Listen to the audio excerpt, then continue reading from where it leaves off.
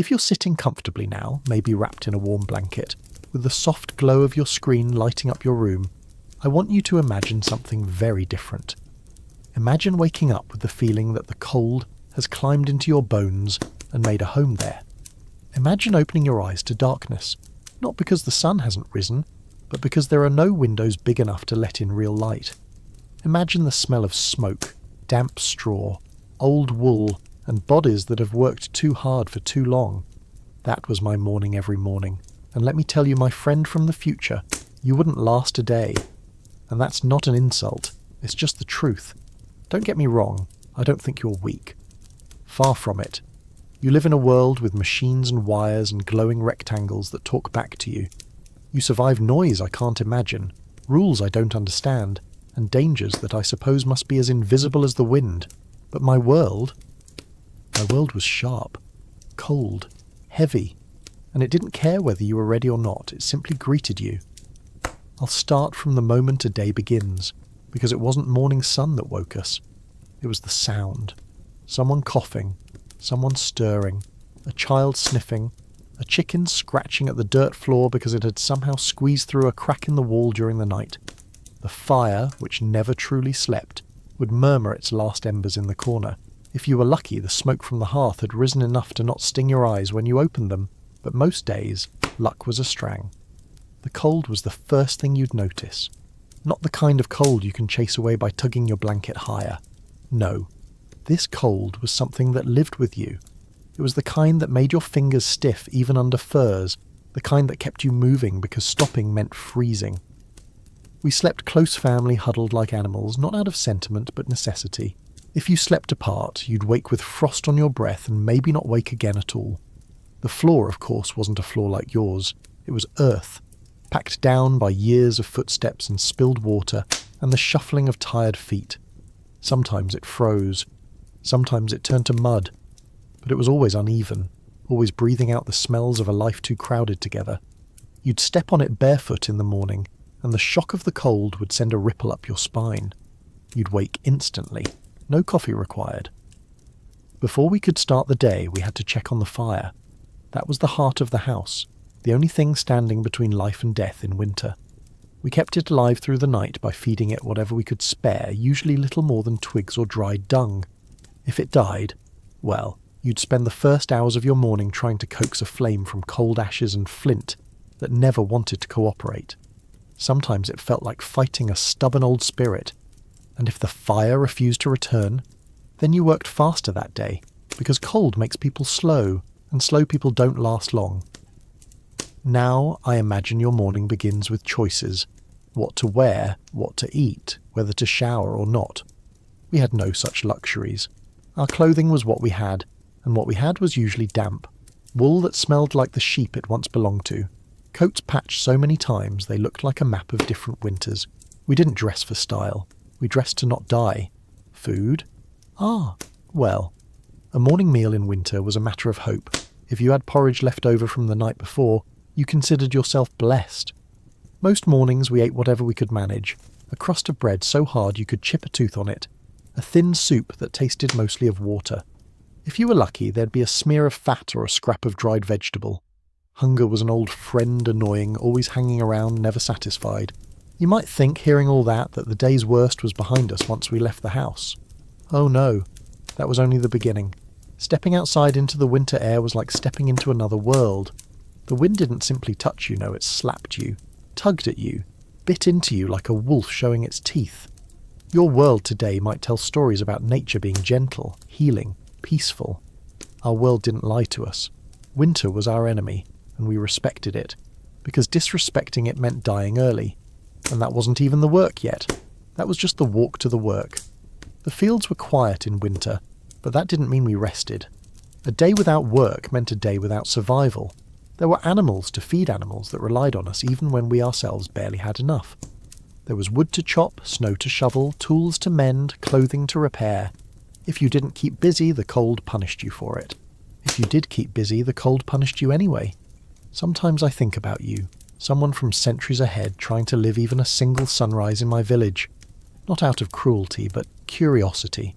I imagine you stepping outside and gasping at the sting of the wind. I imagine you hearing the distant howl of wolves and wondering if the tales about them dragging off children were true. I imagine you trying to lift a bucket of water only to find it frozen solid. I imagine you trying to chop wood with numb fingers and a blade that's seen better days. And I imagine you doing what any sane person from your time would do, going back inside, sitting by the hearth, and asking yourself how on earth people survived back then. The truth is simple. We survived because we had no other choice, but there's more to it. Something you might not expect. Something deeper. Because even though the days were hard, even though the cold gnawed at us and the hunger whispered constantly, we found warmth in places that had nothing to do with fire, in laughter, in shared work, in familiar voices, in the simple knowledge that we were in this together. But I'm getting ahead of myself. You asked why someone like you wouldn't last a day. I've only told you half. Now, let me take you a bit further into the day, because waking up was just the first battle. And trust me, my friend from centuries yet to come, the world outside our small wooden walls had its own way of reminding you just how fragile a person was.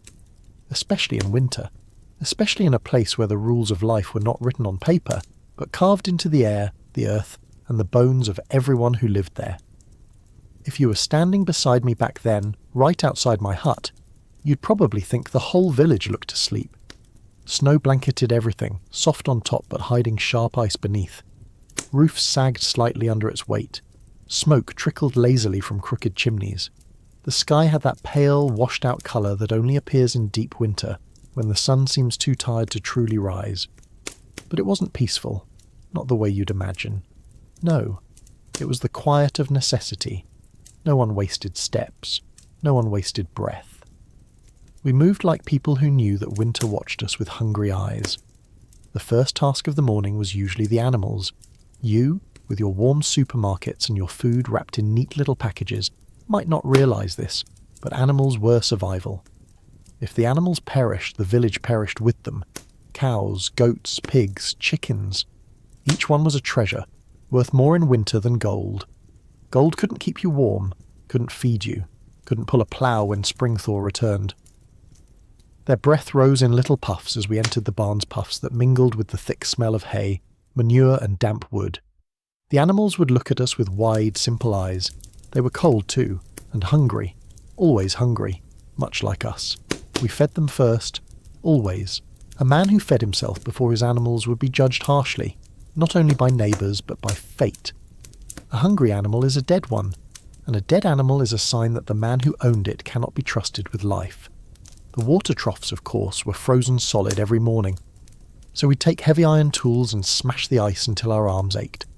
Then we'd haul buckets of warm water from the house warm, only because we placed them near the fire through the night, and pour it in quickly before it too began to freeze. I'd imagine you watching this, shaking your head, wondering how people lived like this day after day. And I'd tell you the truth. We didn't think about it. Thinking too much was a luxury. You simply woke up and did what you had to do, because if you didn't, well, someone else would have to bury you. And winter didn't wait politely. After tending to the animals, the next part of the day was spent on chores that never ended. If someone tells you medieval people worked only a little while each day, they're lying or repeating foolishness. Winter work was relentless.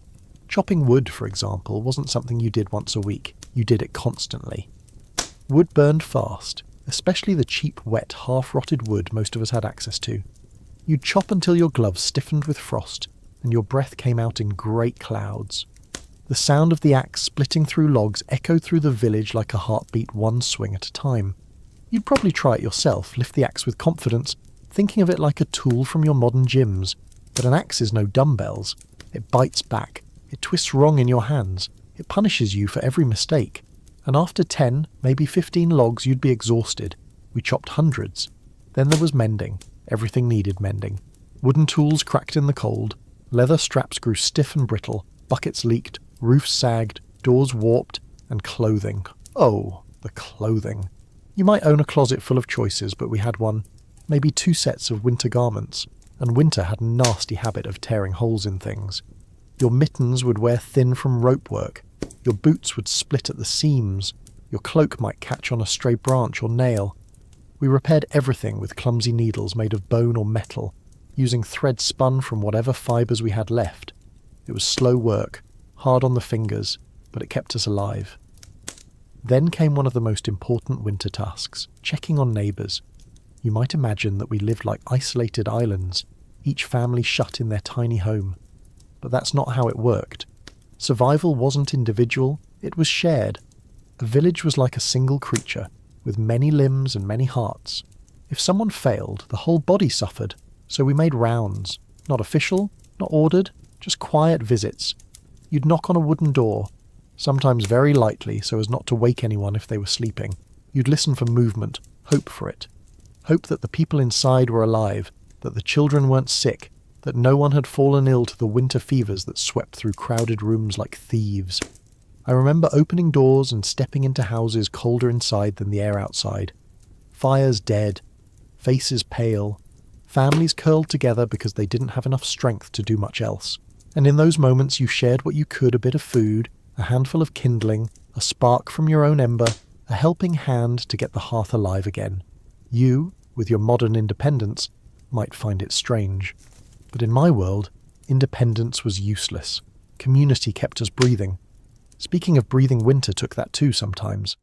The air was thick with smoke indoors, because ventilation wasn't exactly a science we had mastered. Long nights around a fire meant lungs blackened with soot. Children coughed through the night. Old people wheezed endlessly.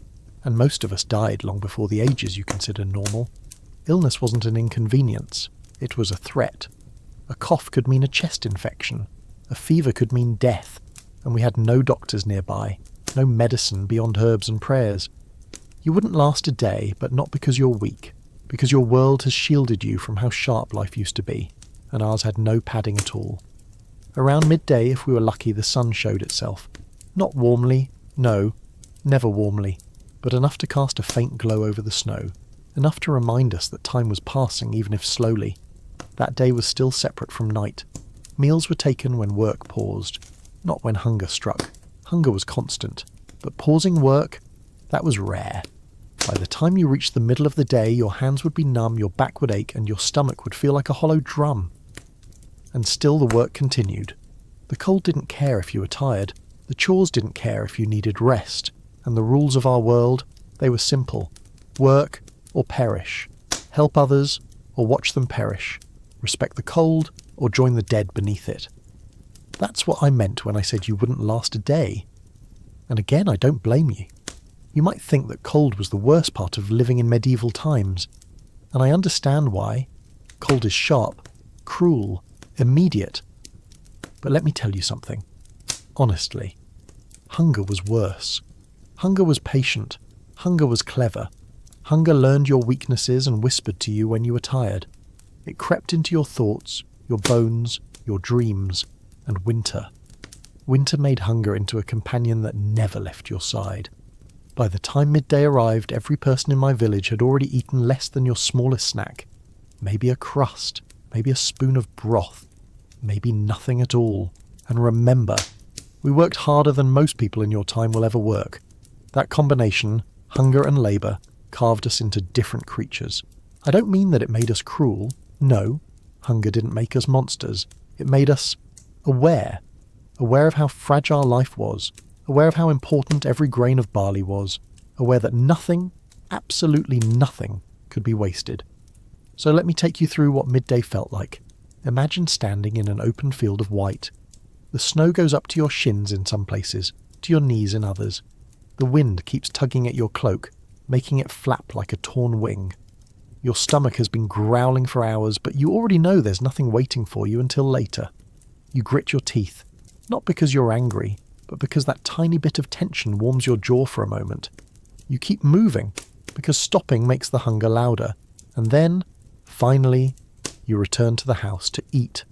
I'm putting that in your terms because to us, eating in winter wasn't what you imagine. There were no tables set with plates, no steaming bowls, no scents drifting through the house like a promise. No, our meal was whatever we could stretch the farthest. My mother used to say, "You don't cook in winter, you survive what you cooked in the summer." And she was right. Most of our food came from stores hidden away months before. Barrels of barley, pickled vegetables, dried fish if we lived near water, salted meat if we'd been fortunate or clever, a sack of peas or beans tucked in a corner. A few onions braided together like they were guarding each other from time. And when we ran low, which we did, always, we watered things down. You could take a pot with a few vegetables floating inside and add enough water to make soup for a family of 6. Did it taste good? No. Did it fill you? Not really. But it warmed you, and that alone was worth more than flavour. You, sitting somewhere comfortable now, might wonder why we didn't farm more, grow more, store more, and the answer is simple. Everything was at the mercy of weather, pests, disease, and luck. One bad summer meant a deadly winter. One bad harvest meant funerals before spring. And believe me, there were years we buried neighbours, children, old ones, sometimes strong ones too. Hunger didn't care who you were. But despite all that, meals were the one time every day when the house felt alive. We'd sit close together, knees touching, shoulders brushing, the fire crackling behind us, the smell of smoke thick in the air, clinging to our hair and clothes. Someone would ladle soup into wooden bowls, and even if the broth was nearly clear, even if the vegetables were soft as cloth, even if there wasn't a piece of meat to be seen, we'd still be grateful. You see, hunger made gratitude sharper too. My father used to close his eyes as he ate, slowly, gently, as if each swallow deserved attention. And I remember thinking, even when I was small, that he was savouring not the taste but the moment, the warmth, the togetherness, the relief of having something, anything, to quiet the aching inside. We didn't talk much while eating. Talking wasted energy, and energy was something you threw away only when you were full, and full wasn't a state we reached often in winter. But after the bowls were empty, after the pot was scraped clean, after the fire settled into a steady glow, that's when someone would speak, usually something simple. "How's the roof holding, Martin? Did the goats eat this morning? Did you hear wolves last night? Is old Thomas still sick?" These were the soft questions, the gentle threads that held us together. Because information meant safety, knowledge meant survival. If someone's animals were hungry, neighbours shared. If someone was sick, others checked in. If wolves lingered near the forest's edge, everyone tightened their routines and prayed that the livestock would make it through the night. You, with your modern world full of noise and bustle, might call this small talk. But in our world, every sentence was practical, even the cosy ones. After the meal came the hardest part of the day, going back outside. Because once warmth touches you, even a little, the cold feels twice as cruel. Your modern comforts make this difficult to imagine, but let me explain what stepping out of the house after eating felt like. First, the door opens. A gust of cold air rushes inside. Everyone winces. The fire flickers in protest. Your breath catches in your throat. You step across the threshold and feel your body tense. Your eyes water immediately. Snow reflects the pale sunlight so brightly that it feels like needles against your vision. Your hands, warm only moments ago, grow stiff again. Your ears start ringing from the wind, and deep down inside hunger stirs again, because warmth fades faster than hunger does. Always. Even your shadow looks tired. You return to work not because you want to, but because not working is more dangerous than anything outside. Wood needs chopping, water needs carrying, the livestock needs care, tools need mending, and if everything is done early you gather anything dry enough to burn. Grass, twigs, bark, dung, anything. And while you work, you listen. You listen for the wind's change. It can mean a storm is coming. You listen for wolves. Their howls echo farther in winter. You listen for the cracking of branches. Sometimes that's a sign of snow sliding off a roof, and sometimes it's something worse. You listen for voices because a cry for help in winter is never ignored. You might think this sounds exhausting, and you'd be right. It was exhausting. But exhaustion was safer than idleness. Idleness made you think about hunger too much. Idleness made you feel the cold too much. Idleness made the hours longer, and long hours were dangerous. Winter was a season you endured, not lived. But do you know what's strange? What still surprises even me when I look back? There was beauty in it. Not the beauty you chase today. Polished, bright, perfect. No. Our beauty was rough, hidden, quiet. The way snow sparkled under moonlight when the village was silent. The way smoke curled from chimneys like tiny prayers. The way candlelight glowed on the faces of people you loved. The way laughter sounded louder in a small cold room. The way a shared meal tasted like hope, even if it was thin.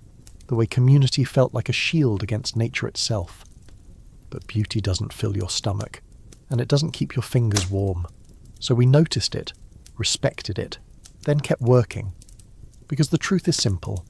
You wouldn't last a day in medieval times, not because you're weak, but because our world required a kind of constant alertness, a constant readiness, a constant partnership with discomfort, something almost no one in your time experiences anymore. And we weren't even at the hardest part yet. The sun was beginning to set, and night in medieval winter was a world of its own. Ah, you wish to hear more? Very well. Let me shift my cloak a little closer to the fire, yes, like that.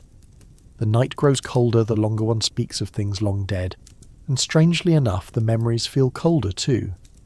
But you are still listening, and so I shall continue. Tonight, I will tell you of something softer than battle, yet heavier to carry than steel. Honour.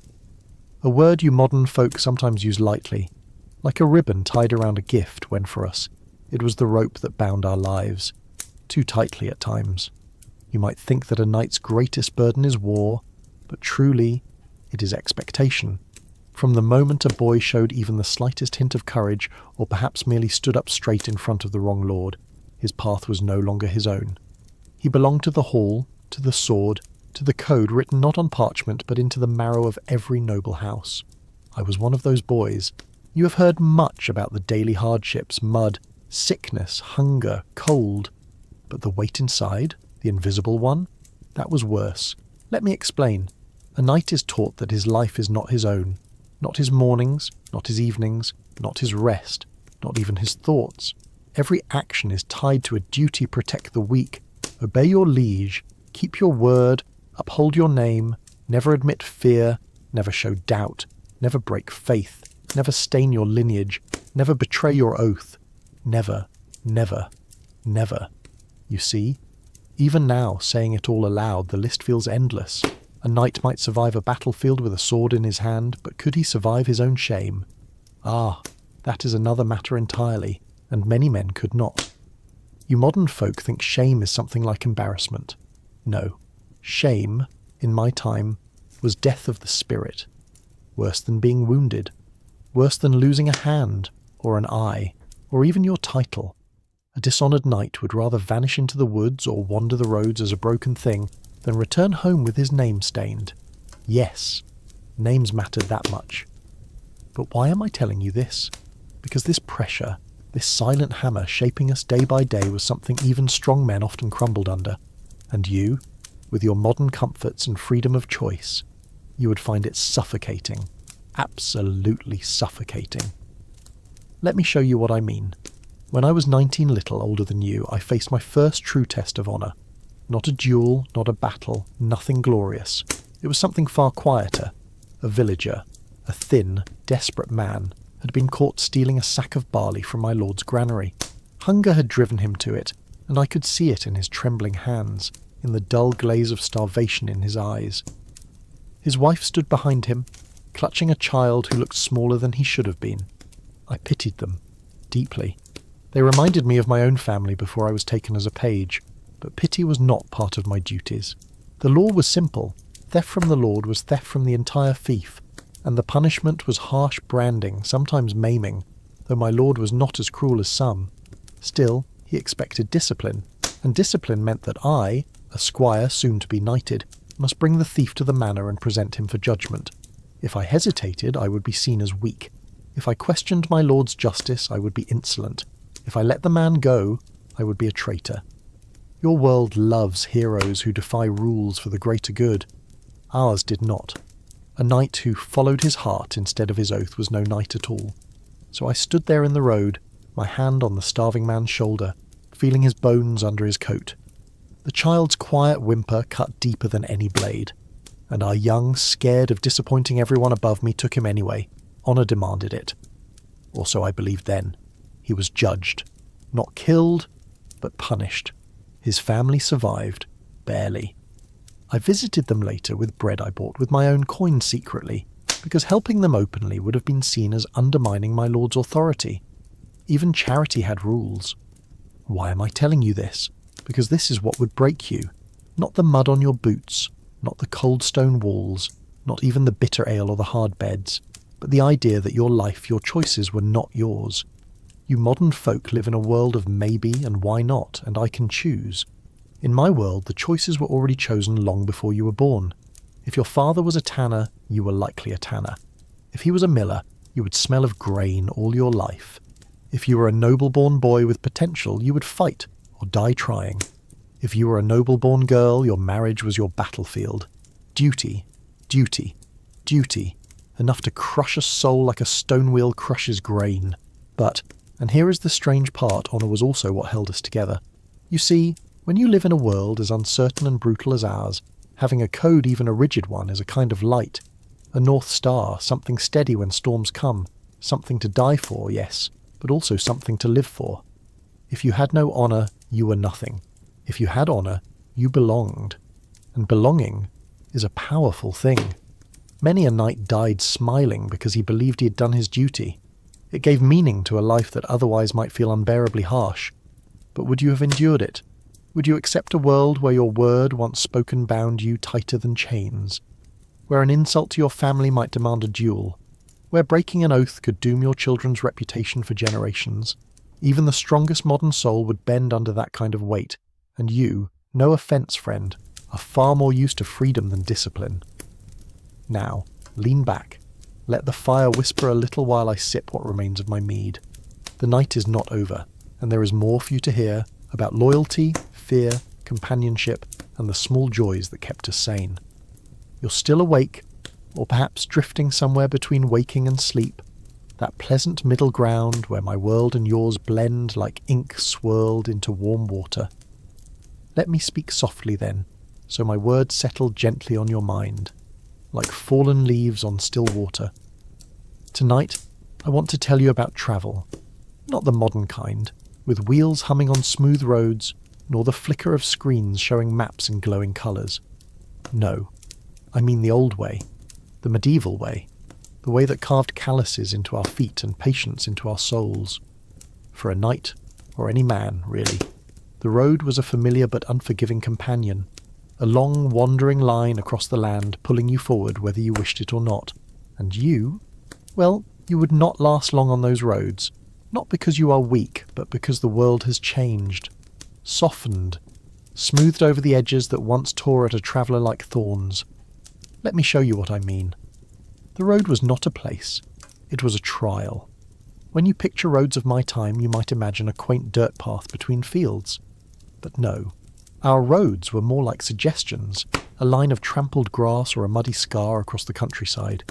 Sometimes the route vanished entirely under spring floods, leaving us knee-deep in muck, our boots filling with cold water until our toes felt like stones. Other times it turned to dust so fine it filled your mouth and throat, sticking to your tongue like chalk. The world did not care that you were tired. It did not care that the saddle rubbed your thighs raw. It did not care that your stomach growled with each step. The road simply continued, and you continued with it. The loneliness. Ah, the loneliness. You modern folk rarely know true loneliness. Even when alone, your world hums around you. Voices, messages, lights, noise. 1,000 reminders that people are near. But when we travelled, especially through forests or moors, days might pass without seeing another soul. The silence was thick, almost physical. You could hear your heartbeat. You could hear your own thoughts echo inside your skull. Sometimes at night I'd stare up at the stars, bright, sharp, burning with a kind of ancient honesty, and feel so small it hurt. My horse would shift beside me, exhaling warm clouds into the cold air, and I'd rest my hand on his neck just to feel something alive near me. A modern soul might panic in that silence. A medieval one learned to breathe with it. Companions were both blessing and trouble.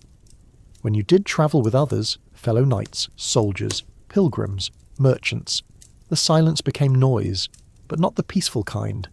People snored, argued, complained, ate too loudly, talked too much, or talked too little. A group of 5 men marching together for a week becomes a family of sorts, but also a powder keg, and honour, always honour, made every small insult a potential spark. I remember once, during a long march to escort a caravan, one of the knights insulted another's horse, something trivial by modern standards, Just a remark about the beast gate. The other knight stopped in the middle of the road, hand on his sword hilt. "Take it back," he demanded. "I speak only truth," the first replied. And just like that, a duel nearly erupted in the dust while traders watched in horror, clutching their wares. It took 3 of us to calm them. In our world, pride was always heavier than armour. You modern folk avoid conflict because it's troublesome. We avoided it because it could kill us. Danger was never far: bandits, wolves, desperate peasants, rival soldiers. The road was full of shadows with teeth. You slept lightly, hand on your dagger, listening for twigs snapping or leaves shifting. But strange thing, fear eventually becomes routine. Just another item packed beside your bread and water skin. We would ride past crossroads where old gibbets stood, wooden frames with the last criminals still hanging, their bones clattering in the wind. A warning from the local lord, and we hardly glanced at them. Can you imagine that? Walking past death the way you might walk past a lamppost. Our world hardened us. But sometimes, in the quiet moments, the hardness cracked, and loneliness crept in like cold into a boot. Nights beside the fire are not always misery. Some of my fondest memories live in the glow of a small fire under a wide sky. There is a particular warmth that comes only from shared exhaustion. When men who have nothing left to prove sit quietly, each nursing his thoughts or telling stories they've told 100 times. Someone sharpens a blade. Someone hums a tune learned from his mother. Someone falls asleep with his boots still on. The fire crackles. The horses shift. A pot of thin stew bubbles with the stubbornness of something pretending to taste good. And for a brief moment you feel safe. Not because the world is safe, it isn't, but because you have accepted that danger will come when it comes. And for now, the fire is warm, and the night is calm, and the stars are above you like watchful eyes. This peace, this simple, fragile peace, it is one of the few things from my world I miss deeply. Would you survive it? Travel in medieval times was not a journey. It was a test. Your modern shoes, your modern expectations, your modern sense of time, all of them would fall apart quickly. You would ask, "How long until we arrive?" And we would shrug. "When the road permits," we'd say, or "when the weather allows," or "when fate is kind." Time had no real meaning on the road. Only distance did, and distance was cruel. You would grow tired, blistered, cold, bored, lonely, afraid, and then numb. And only then would the road begin to teach you. For us it shaped who we were. For you, it would break you first. But perhaps that is not a bad thing. Breaking clears away the soft parts.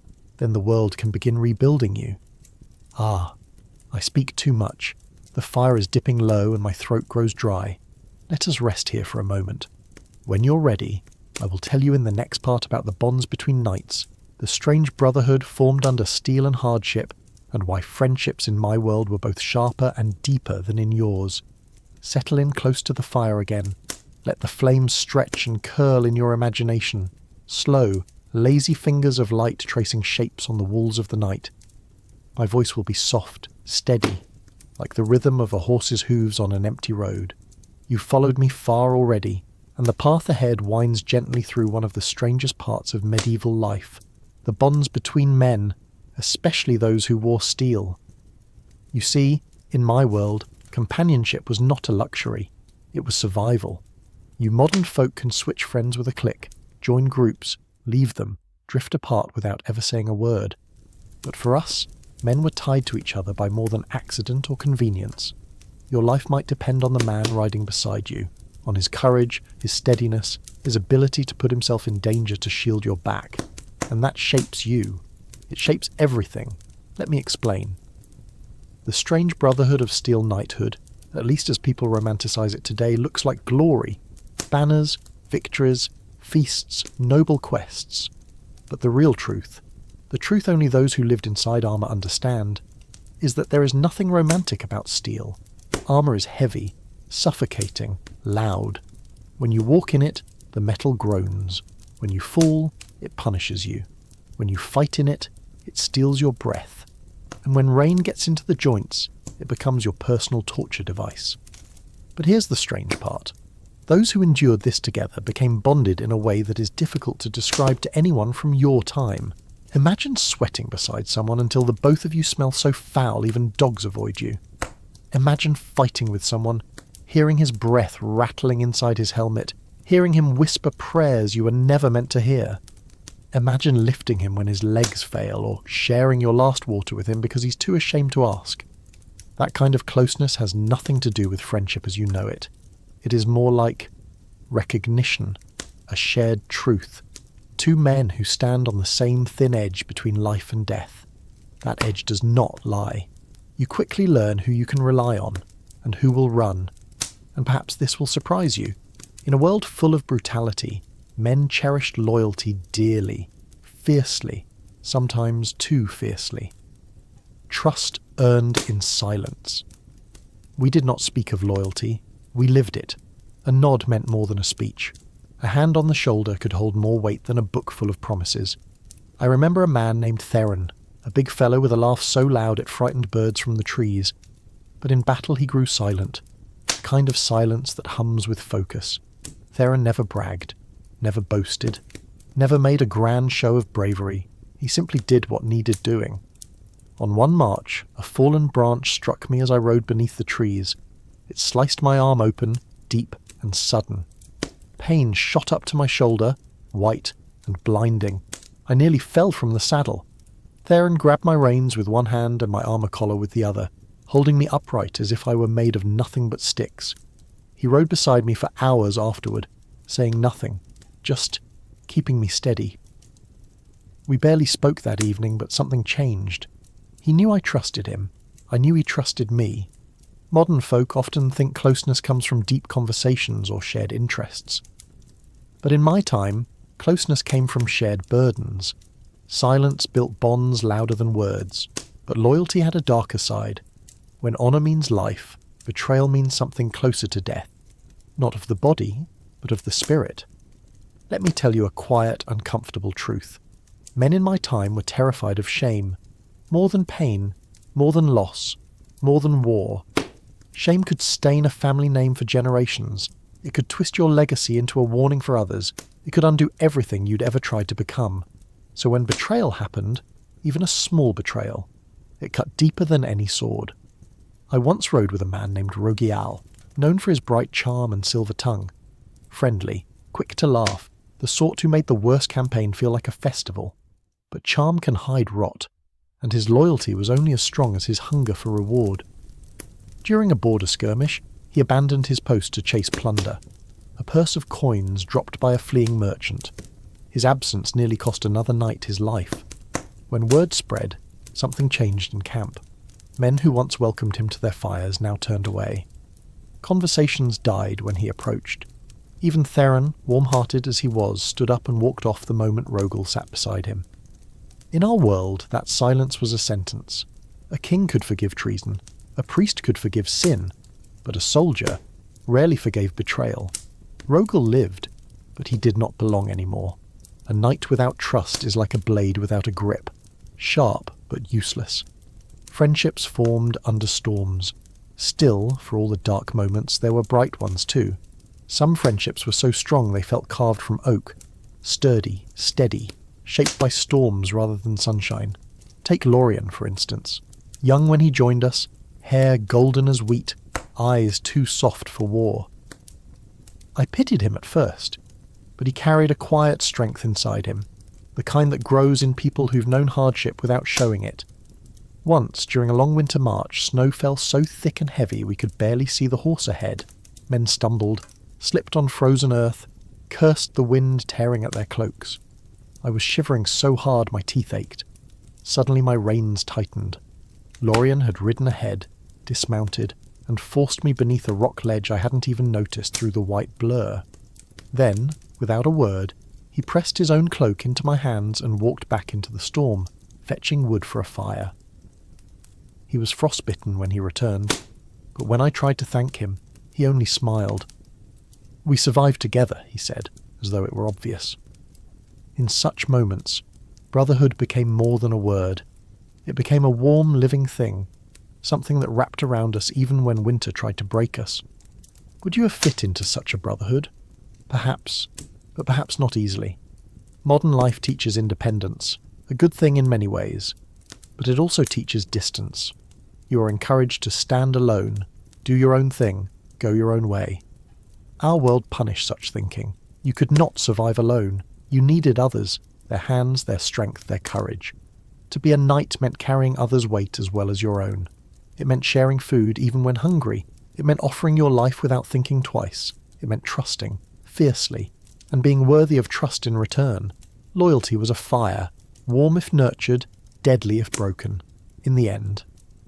When I think back on my years of service, of wandering roads and stormy campaigns, it is not the battles I remember most. Not the victories, not the wounds, not even the fear. It is the faces of the men who walked beside me, men who lifted me when I fell, men who laughed with me in the snow, men whose silence told me more than words ever could. They shaped me, more than any king or commander ever did. And if there is one part of my world I wish modern folk could truly know, it is that kind of brotherhood. Heavy, demanding, beautiful in its own harsh way. Now, rest a moment. The fire crackles softly. Let its warmth settle. Come closer to the fire one last time. Yes, just there. Let the warmth touch your face. Let the glow soften the dark places in your thoughts. This is the last tale I have for you tonight. The final thread in this long tapestry we've been weaving together. The story of why our world was so hard, and yet, in its own strange way, so full of meaning. You've heard already about hunger, cold, loneliness, duty, and the brothers forged beside me in steel and hardship. You've listened to the roads we walked, the winters we endured, the dangers that shadowed every step. But there is something deeper still, something quieter, something that most forget when they imagine the old days. It is this. Medieval life demanded everything from you. Every breath, every effort, every scrap of courage. But in return, it filled you with a kind of presence your world rarely allows. Let me explain, slowly, gently. So the lesson settles into you like a warm blanket as you drift towards sleep. Every moment mattered because survival depended on it. In your world, days blur into each other. You can forget one without consequence. You can spend hours lost in thought, in screens, in ideas far from your body. But in my world, the moment you stopped paying attention was the moment life reminded you it was fragile. Chopping wood, one distracted swing, and your foot paid the price. Fetching water, a slip on a frozen river could steal your breath forever. Walking to the fields, a wolf could be watching, a thief could be waiting. A storm could turn from gentle to deadly in minutes. Nothing could be done on autopilot. Nothing was guaranteed, and this constant awareness, this quiet vigilance, it sharpened us. It made each morning feel like a gift wrapped in frost. Each meal felt earned. Each warm night by the fire felt sacred. You modern folk rarely feel that. Not because you lack courage, but because your world no longer requires it the way ours did. You ask why you wouldn't last a day in medieval times? It is not the cold, not the hunger, not the dirt or the danger. It is the weight of constant responsibility. Responsibility for your own life, your family, your tools, your animals, your reputation, your oath. You could never put that weight down, not for a single hour, not even when exhausted. Modern life allows softness, and there is beauty in that. But medieval life allowed no softness at all, and yet, in that hardness lived a profound clarity. We knew exactly who we were. Everything in my world was simple, not easy, no, never easy, but simple in its purpose. If you were a knight, you protected. If you were a farmer, you fed. If you were a craftsman, you created. If you were a mother, you held a family together with hands stronger than iron. Nobody woke wondering who they were supposed to be. We didn't chase 100 futures. We lived the one we were born into. And before you think that sounds like a cage, let me tell you something strange. There was peace in it. Deep, quiet peace. Because when a man knows his purpose, he does not feel lost. We feared death less than we feared meaninglessness. You in your world fear endings. The end of a job, a relationship, a day, a life. You fear time slipping by unnoticed. But we feared something else. A life lived without honour. Honour was not glory. It was not fame. It was not shining armour or heroic deeds. Honor was simply being someone your people could rely on, showing up, doing right, standing firm. A man could die young, yet die proud if he had lived honestly. Strange, isn't it? How a brutal world made simple virtues feel so large. But medieval life did take from us too, I will not lie to you. Our world was unforgiving. It carved lines into our faces early. It stole friends young. It ripped dreams from us without apology. We grew used to grief the way you grow used to background noise. If a child survived winter, it was a blessing. If a harvest survived a storm, a miracle. If a man survived a battle, an accident of fate. We carried sorrow like a tool at our belt. But here is another quiet truth. Sorrow taught us gratitude. When life is fragile, every good moment, every warm fire, every full belly, every shared laugh becomes something luminous. That is the part of our world people romanticize without understanding. Not the swords, not the castles, not the battles. It was the fragile beauty found in the smallest things. A cup of hot broth, a wool blanket still smelling of smoke, a friend's hand on your shoulder, a sunrise on a safe morning. These were riches greater than gold. You, sitting here with me now. Maybe you would not last a day in my time. Not because you are weak, you're not, but because your world has shaped you for different battles. Your dangers are quieter. Your struggles are inside, not outside. Your storms blow through the mind, not the forest. Your enemies often wear familiar faces, sometimes even your own reflection. But do you know what I think? If you were born in my time, you would have survived. Yes, you would. Humans adapt. The world shapes us like clay. You would have learned to swing an axe, to light a fire, to stitch a wound, to fear wisely and love fiercely. You would have learned to endure. And maybe, just maybe, you would have sat beside me now, beneath these same stars warmed by the same fire, two tired souls who understand that life, in any age, is both heavy and precious. The final embers. Look at the fire in your mind's eye. The flames are lower now, settling into red coals. They pulse gently like a heartbeat, like the world breathing. My voice grows soft, yours grows still. This night we've shared, this journey through the hard and gentle truths of medieval life, it reaches its end. But listen, before the last ember falls into ash, before the night closes around us, let me leave you with a final thought. What made medieval life survivable was not strength, it was connection, to the land, to the craft, to the people beside you, to the moment itself. Your world may be easier, but it is also louder, more distracting, more tangled. So if you wish to bring even a piece of my world into yours, do this. Be present, be loyal, hold on to your small joys, and never underestimate the warmth of a shared fire. Good night, traveller, rest well. The road continues at dawn.